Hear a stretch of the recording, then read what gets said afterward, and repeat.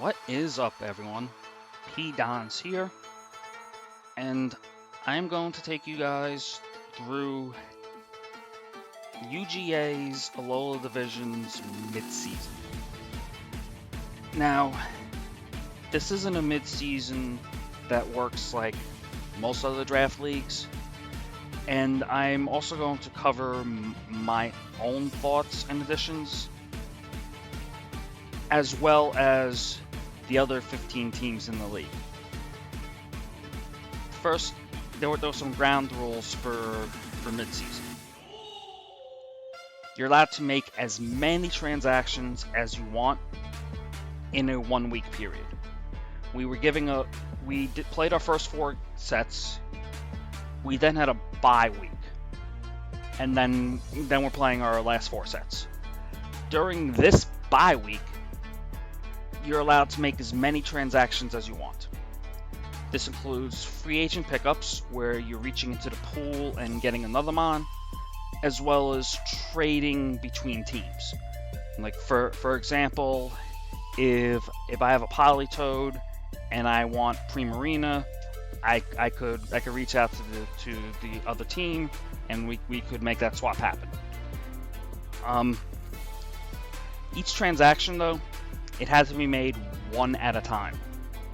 So if you wanted to make a more complicated transaction, like you wanted to drop an A tier mon and a B tier mon and get an S tier mon out of that, you had to drop one of the two and then pick up the C tier.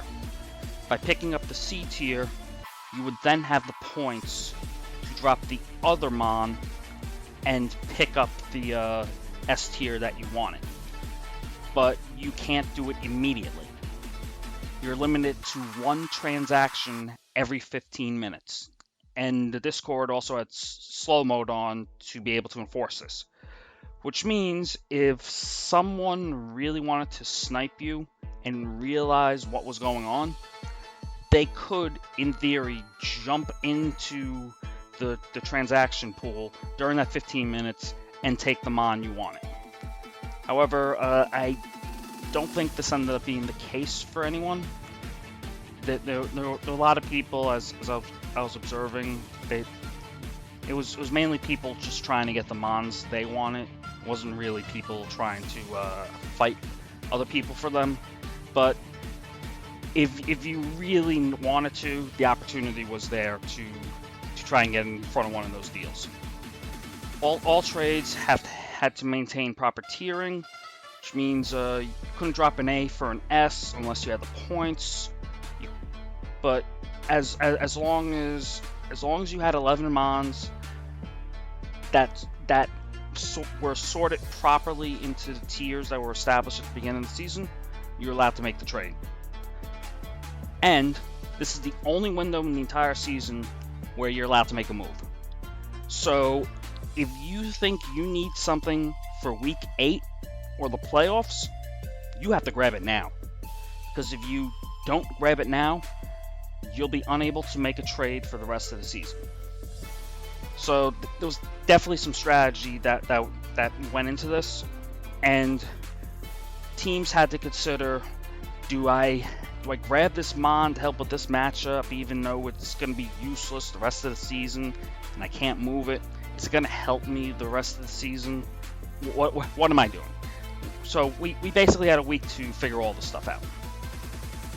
Alright, now as for me, I had a few thoughts as I was approaching the midseason. I felt that my team is effective, but it has some holes. As of now, I am 3-1 in the league. I lost my last week game in part because I did see some of the holes, and I did not have adequate answers to be able to plug them, and my opponent played well to make sure I couldn't.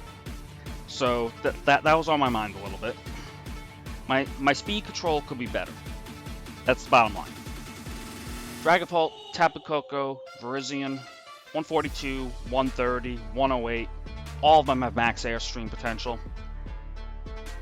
Koko also has Electro Web. Like, it was masked somewhat, but the fact of the matter is I don't have the best speed control, so that means lower speed mons like Politoed and Diggersby might suffer a bit, so maybe I want to get something to improve them. I also have a lot of offense on my team. I don't have the best way to just swap in a mon and just absorb damage. Like, there are a few mons that can kind of do it, like Politoed, Gothitelle, maybe Aggron with the right typing, but it was tough. So I would love to get a defensive switch in, but if it's not available, as they say, best defense sometimes is a good offense. So if I get enough offense, maybe I don't need that defensive switching. There are also some mons that I would potentially like to add, just so I'm a little more unpredictable. The way I've approached the first 4 weeks, it appears to be a little bit top heavy, which to be fair, they're fantastic mons like Dragapult and the Koko Gothitelle. But if I'm able to get something in the lower tiers that can work well, it can make me a little more unpredictable. So that's definitely something I'm looking at and thinking about as I'm going through this. I also realized that strict adherence to cores, Fire, Water, Grass, Fantasy, for example, it might be a little bit limiting. Like Torracat, Aggron. Are they on the team because they can do stuff? Or are they on the team just to fulfill the Fire type and the Steel type? So I need to look to add the best mons for my team, regardless of typing. And I also feel that most of the moves that I make should be made with the division in mind, not just the specific matches. And the reason for that is I have 4 teams that I know I'm playing, but I could theoretically be matched up in the playoffs, should I make it. Or if I go as far as Alola Division winner and play some of the other division winners, I could be matched up with anything. So if I can find mons that help me more with the Alola Division without really compromising specific matchups, that might be better for me than just grabbing a mon that can beat this guy, but then it's useless against everything else. So with that, I spent the week speculating, and I came up with some ideas that I ended up rejecting for one manner or another. First, Torracat was involved in a few trade proposals. I'm not going to say with who or how many, but it seemed to be a marketable mon for me, based on the way I was playing, as well as some other team needs and potential needs throughout the division. So I did try to trade it with a few people. Seismitoad came loose during this period, and I think it would have been a fantastic ad for me. But giving up Togepi or Diggersby would have been way too much of a cost for me. And also, I didn't have the way to play with the points in such a way that I could realistically add Seismitoad. If it was a B-Mon or a D-Mon, I'd probably add it. But C was a no-go. Registeel was a mon I really wanted.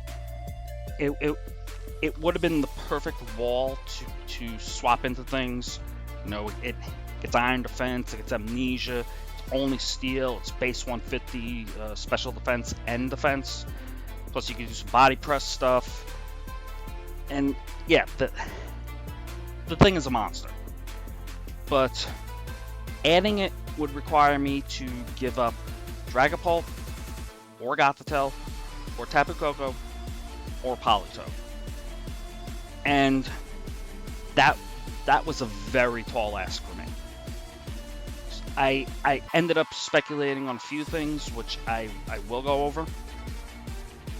But I decided that it probably was a little bit too much. Alola Ninetales also came loose. And it was very close for me between Alola Ninetales and Weavile, which one I wanted to add. Like, Gaily was good. I also felt like I could upgrade it.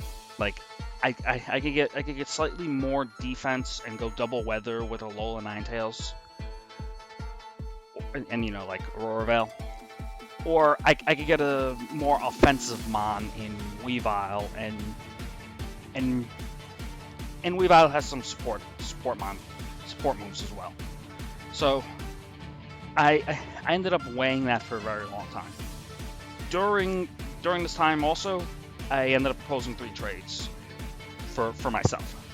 So I bought the Politoed for Registeel, Torracat for Vikavolt, and Aggron for Walrein.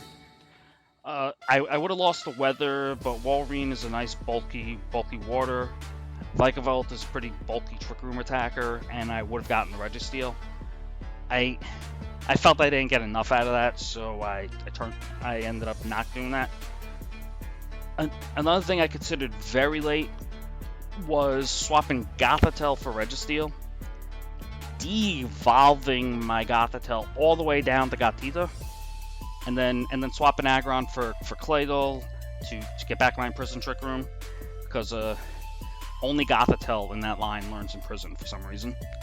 And then I would just swap Torracat for Alola Ninetales to keep the Ice Shard stuff.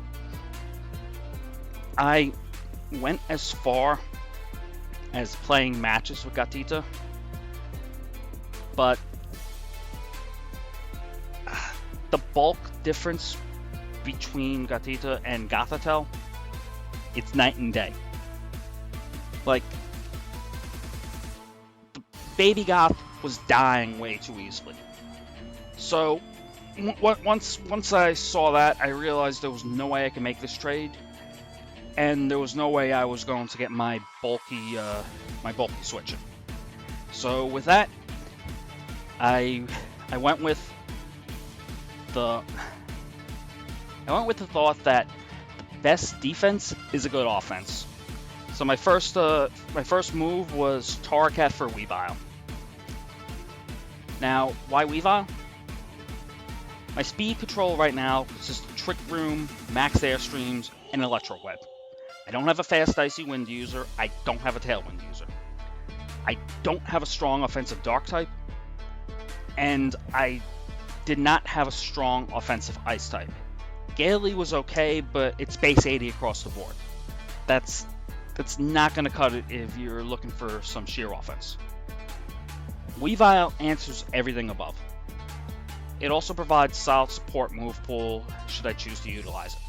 Like, as I mentioned, Icy Wind, it's the Ice Shard replacement that Gaily had. I can taunt things, I get a very fast fake out, I get feint, and you know what? It reinforces my team's overall speed. I now have Mons where my top 4 base speeds are 142, 130, 125, and 108. That is hella fast. So I'm very happy with the pickup. I'm also happy that I'm able to return this Mon from High Roll Draft League.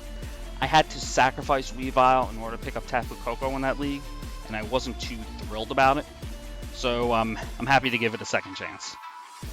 I also want Weavile over Alola Ninetales because I felt where I was, I needed that offense more of the support stuff that Alola Ninetales could give. It's a fantastic Pokemon. I definitely would have picked it up if Weavile was not available, but after thinking about it a bit, I felt Weavile was more important. So, with Weavile, Gaily becomes useless. So I have to. I'm definitely trading it away. But is there anything in the D tier that can help me support the rest of my team? I actually found the Mon that synergizes with the rest of my team in D tier. I swapped Gaily for Omastar. Why Omastar? Politoed finally gets its Swift Swim partner. Politoed has been doing a lot of work by itself for me, but you typically draft Politoed with a Swift Swim Mon. That's one of the best ways to bring out its Drizzle ability, and it doesn't require you to do crazy stuff like Water Absorb Belly Drum to get it going. Like you just pair the two, and they can go. Omastar's base 115 special attacker, and it can be run in the Trick Room or in the rain. It has a 55 base speed, but depending on how I run it, I can make it very slow, or in the rain I can make it faster than Dragon Bolt. That kind of flexibility is what you're looking for when you're getting a Mon, especially a Mon in the D tier. It's not really going to cost much.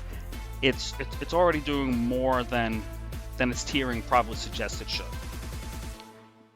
Now, it's a Water Rock type. It's going to be weak to Grass, obviously, but not every team is going to have an offensive Grass type. And you know, Max Geyser off a Hydro Pump, Max Rockfall off a Meteor Beam. These things hurt.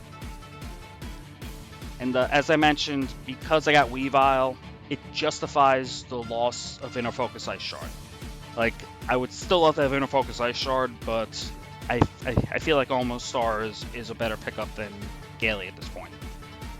And like Diggersby, it's more like Omastar is more likely than not going to be a predictable Mon, but it's also going to be good at what it does, which is basically a hard-hitting Trick Room or Rain Sweeper.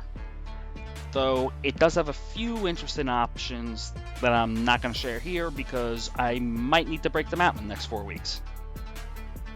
Okay, so I want to mention I'm making these moves with an hour to go before the deadline. I spent the whole week thinking about what I should do, and we're down to an hour left.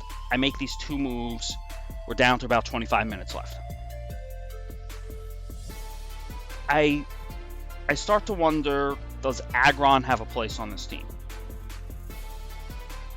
I end up looking at the schedule because it was that close. Like, there were 2 weeks where Aggron was in practice, but I didn't bring it because it wasn't effective enough. And I was wondering if there's any other opportunity for me to bring Aggron. I realized I would probably not be bringing Aggron over these next 4 weeks. And when you consider that most of my schedule is in playoff contention, the first 4 weeks and the last 4 weeks, and Aggron didn't come to those games either, there probably was no place left for Aggron on this team. So I ended up making a last-minute move to swap Aggron for Frostmoth. Why Frostmoth? Well, it's an unfake-outable Tailwind setter.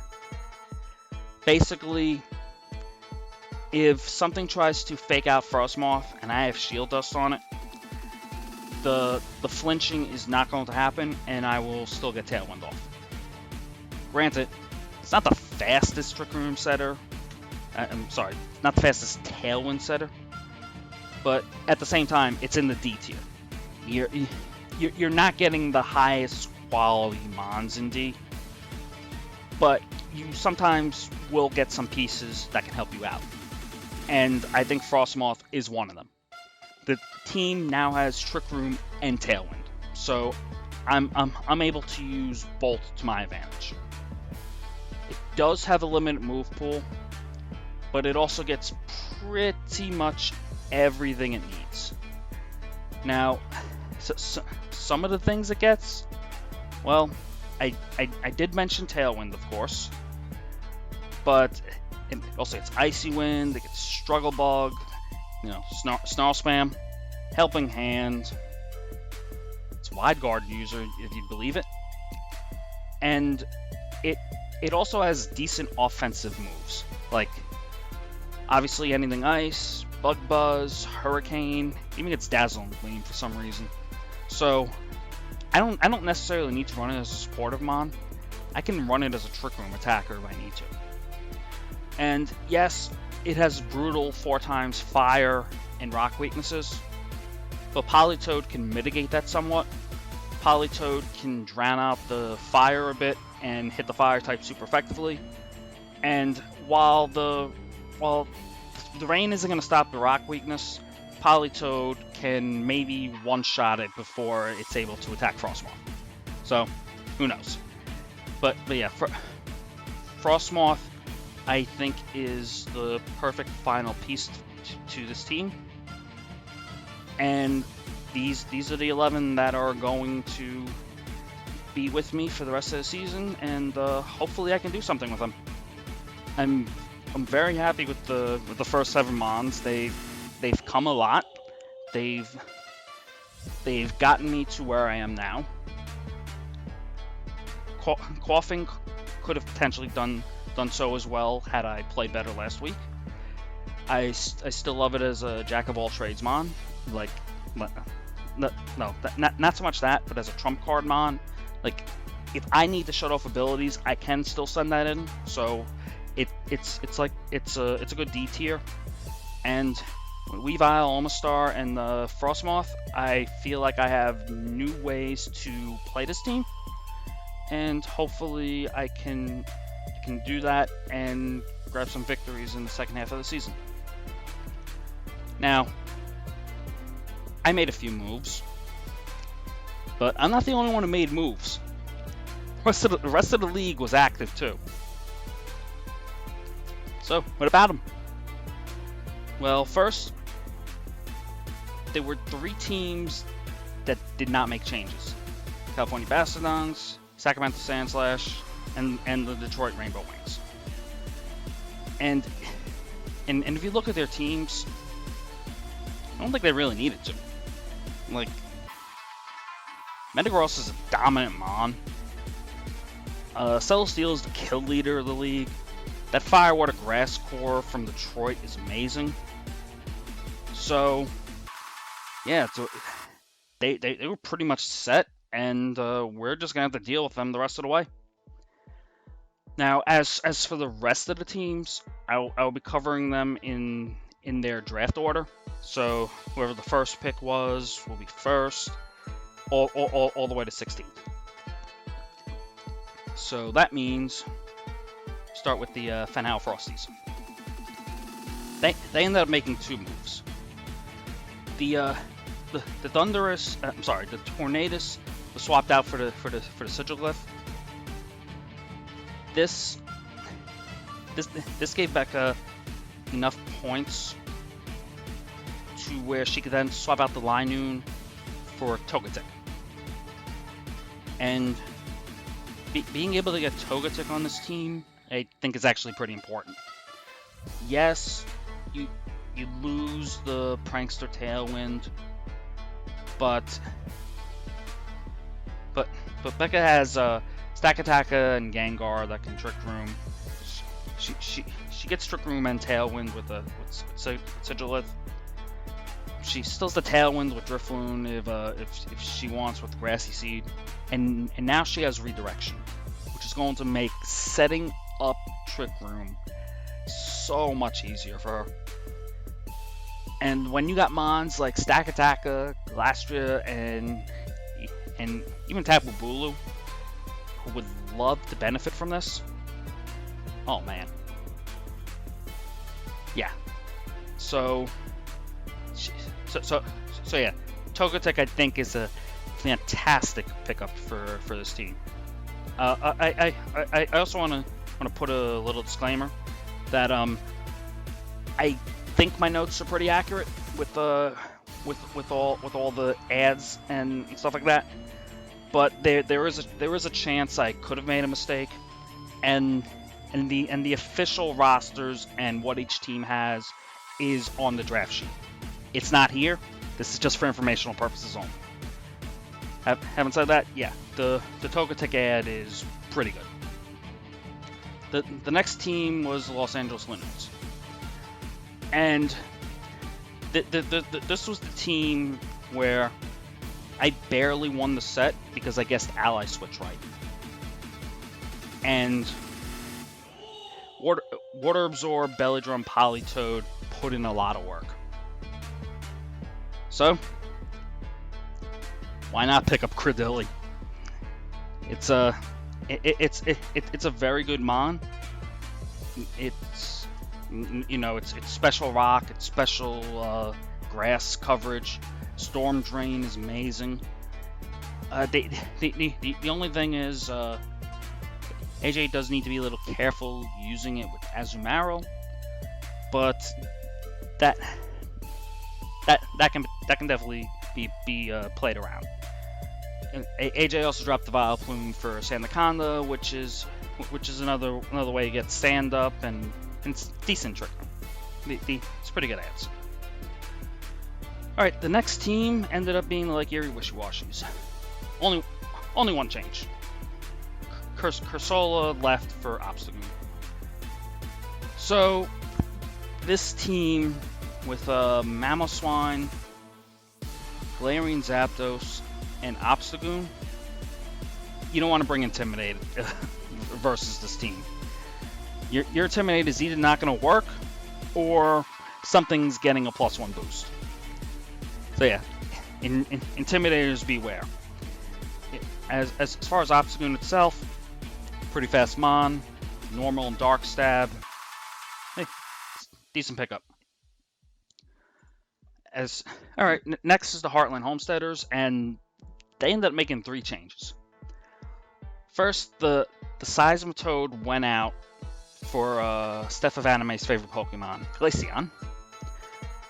As I said, I really wanted that Seismitoad, but I couldn't get the room for it. Next, with no rain mode left, the Pelipper went out for the Tornadus that was dropped by the Fenhowl Frosties. So basically swapping Rain Setter and a Tailwind Setter for Prankster Rain and a Prankster Tailwind Setter that is also anti-intimidate if you want to run it with Defiant. Finally, Alola Ninetales was swapped out for G-Max Alcremie, and this is a third Trick Room mon, but it's also anti-sleep, and also gives this team the ability to do some decoration. Like for example, Cineroar and Max again get decorated. Rhyperior would love to be decorated. Tornadus might even love to be decorated. Like, this is a mon I think that works pretty well here. So that as much as I like Alola Ninetales, I do think it's a good pickup for this team. Alright, so we actually had a coaching change. The Dirty South Swamperts were replaced by my Team Ireland friend Angelo Hunter and his San Diego Palkia. When coming into the league, he made these 4 changes. Lycanroc out for Autono, Bouffalant out for Mawile, the Runegas out for G-Max Champ, and Buzzwole out for Nidoking. So basically,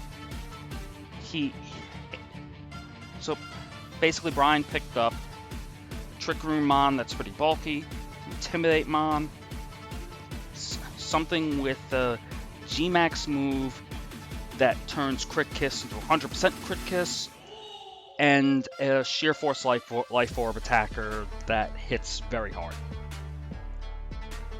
What can I say? These are These are pretty nice ads, I think. It's the one thing I'll say is Bouffalant I think is pretty bulky, and in the right situation, probably make it a decent Trick Room attacker, especially with Sap Sipper. Like nothing's gonna be able to Spore or Sleep Powder it. So that's. I'm not sure if that's worth Intimidate for me, but I know a lot of people would love Intimidate, so I do think swapping it from Mawile was a good move. All right, next up, Jersey Venusaur. Only one change. Blossom out for G-Max Orbeetle. Now, G-Max Orbeetle's G-Max move sets gravity. So this pretty much means that stuff like Landorus is going to be able to Sheer Force Earth Power things or Max Quake things with, well, it's not going to be able to Max Quake because Orbeetle would a Max, but it does get the Sheer Force Life Orb Earth Powers onto anything it wants. So that is something that people who play the Jersey Venusaurs are going to have to look out for going forward. It's a nice team before the ad, so this is just a nice piece to round out the roster. Next is the Maryland Magnemites. Now, this one was pretty interesting. As I was making my moves towards the end of the deadline, Durant gets dropped for Bouffalant with like 30 minutes to go. That is a tier B or a tier D. So that's a savings of, what is it, 20 points, I think? Yeah. So I'm basically looking and thinking, okay, so there was a big move coming just before the end of the trading period, but what is it going to be? And with 2 minutes left to go before everything shut down, we got our answer. Crocodile got swapped out, and this team was able to afford Excadrill from the S tier. So this team now has T-Tar Excadrill. It's got excellent redirection Volcarona. It's got an incredible Trick Room Water type in Primarina, and it has 2 Trick Room setters, has a lot of attacking down in the Trick Room tiers, but it also has ways to get fast with Sandstream and Tailwind from Articuno. This is going to be a powerful team going forward. And it's also worth mentioning that this team initially wanted to just approach it as only taking A tiers, but if Excadrill is out there and you got Tyranitar and it fits that well, how could you not pass? How could you just let it sit there? So being able to pick this up at the end is a fantastic pickup. And I, for one, am glad that this team is not on my schedule as of now. Alright, next up, the Northern Nidokings. So, this team was very active. They started with Noivern out for Scizor, which I think is all right. Like Noivern is a fast Tailwind setter, but Scizor is a decent Trick Room attacker. Plus, you can give it like a Choice Band, Technician, Bullet Punch, and you really just kill things. Plus it is a Steel type Max, so it's not the worst thing. Alola Marowak out for Kinkeldor. This I had Alola Marowak in High Roller Draft League, and that thing just straight up murdered other teams. I will say, though, I like the move here, though, because this team already has a Lightning Rod user in Raichu. And I think this team will benefit more from the fighting type than from Alola Marowak specifically. Next, Sceptile was swapped out for Tangrowth, which is, hey, you're swapping on an offensive grass type for a Mon that can be an offensive grass type and give you redirection. Based on how this team has been progressing, I think that's a wonderful call. And finally, Grapplock was swapped out for Magmar to probably give the team another fire type again. Like, I think on paper, Alola Marowak is the best Mon of the last 3 transactions, but I think I'd rather have Conkeldurr, Tangrowth, and Magmar than Alola Marowak, Sceptile, and Grapplock. So you have those 3.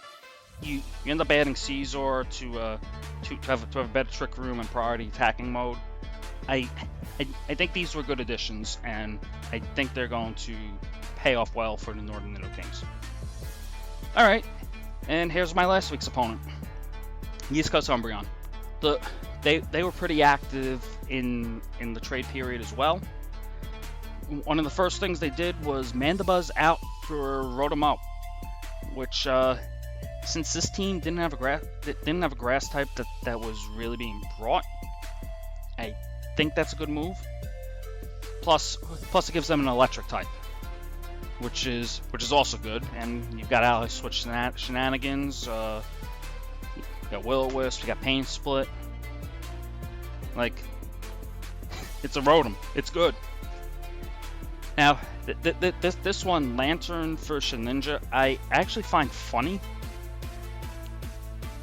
in the aspect that you basically swapped a Soak Pokemon for the Mon you want to Soak. But as far as that trade, I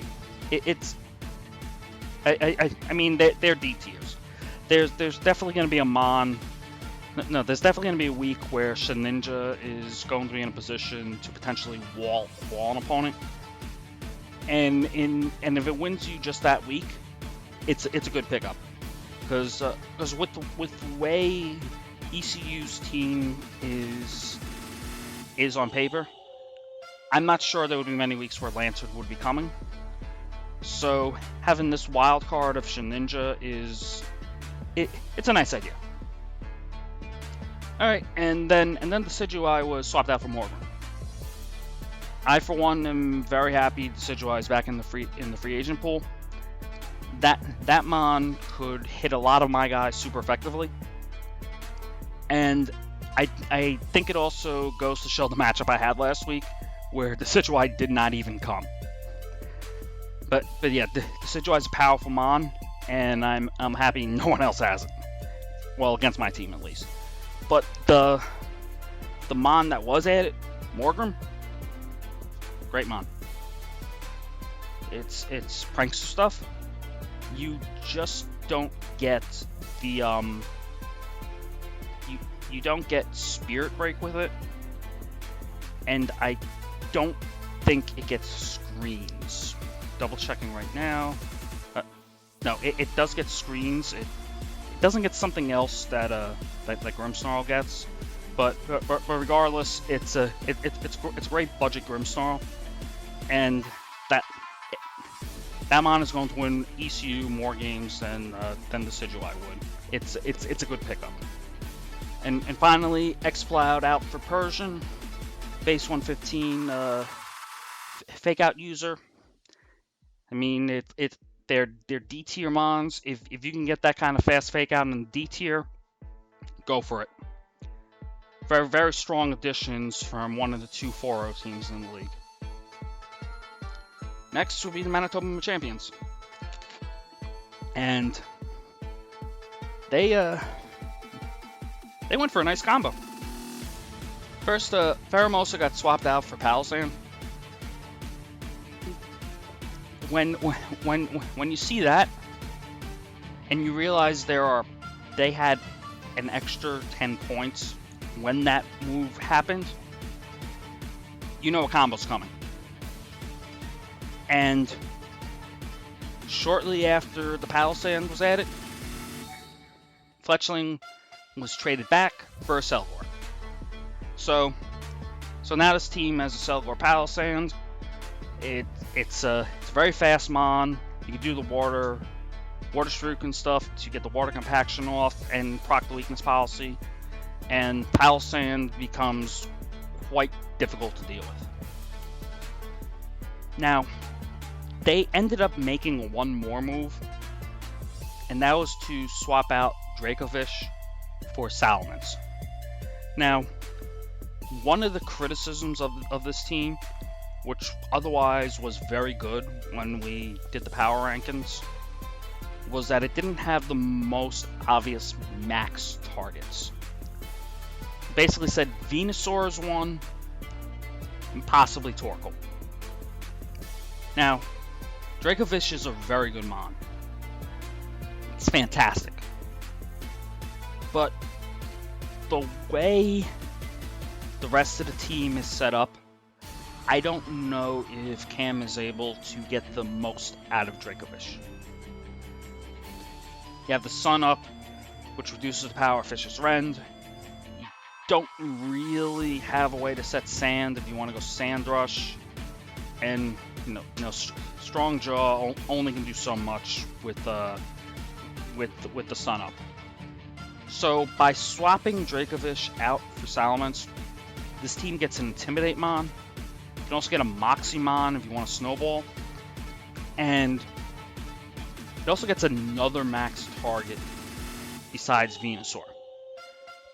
Like, teams playing this team going forward gonna have to worry about the Palossand maxing because of the Selgor. They're gonna have to worry about the Salamence maxing and potentially just sweeping everything with the max Airstreams. And they still have to worry about the Venusaur. These were fantastic additions to Cam's team, and these mons are putting this team in a great position to make a playoff push.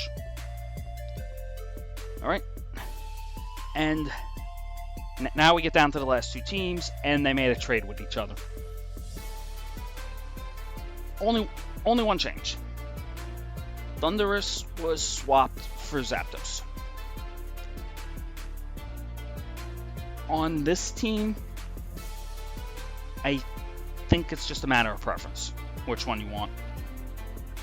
The thing is too, Jellicent is Trick Room Mon. If you set up the Trick Room, you could potentially make Zapdos bulky enough and slow enough to where you might be able to take advantage of it in Trick Room, especially in Draft League. And Zapdos does allow a few different things than Thundurus would. I don't know if I personally make the trade, but it's understandable. And in the end of the day, Zapdos is a broken mon anyway. Well, maybe not broken, but extremely strong. So,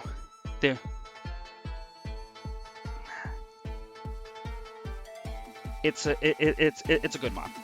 But where did the Thundurus go?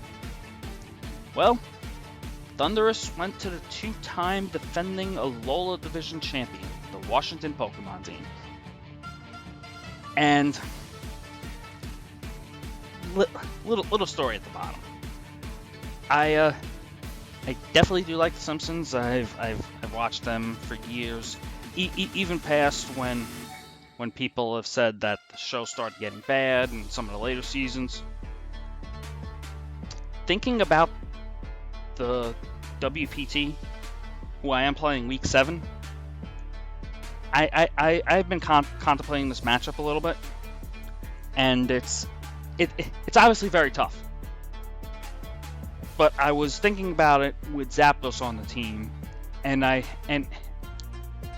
found a way or two to get around it. It becomes a lot harder with Thundurus. So basically, I was studying them. I found the one small weak spot regarding how Zapdos is there, and then this team just goes and replaces Zapdos with Thundurus, and it's one small weakness becomes its strongest point. Yeah, this is going to be a very fun week. It's also going to push me to my limits, because John is going to challenge once again for the Alola Division, and an already solid team comes great with Thundurus. Thundurus, I feel, synergizes better with this team than Zapdos did. So I'm not going to say the Daytona Drifloons lost the trade, because Zapdos is good for them too. But Thundurus is such an upgrade here over Zapdos that the entire league needs to be on notice for this team. And I'm going to do my best Week 7. But before we get to Week 7, we got next week. I've got Pat Max Sacramento Sand Slash. None of Pat's mons changed, but some of mine did. And I am going to have to do whatever I can to slow down the Celesteela, which is currently the kill leader in our division. Obviously, Celesteela is not the only threat. You know, Garchomp, Milotic, Hatterene, Crobat, Centiskorch, hell, every mon on this team is a threat. Just thinking about it, with some of the support options, some of the offensive potential. Yeah, I have my work cut out for me this week, but we'll see what I come up with. And once again, thank you all for watching. I am going to continue to stream all the matches on Twitch, but I'll have to see what happens this week, since Pat Mac is a content creator as well, and it might be in our best interest to synchronize some of the uploads. So we'll see what happens.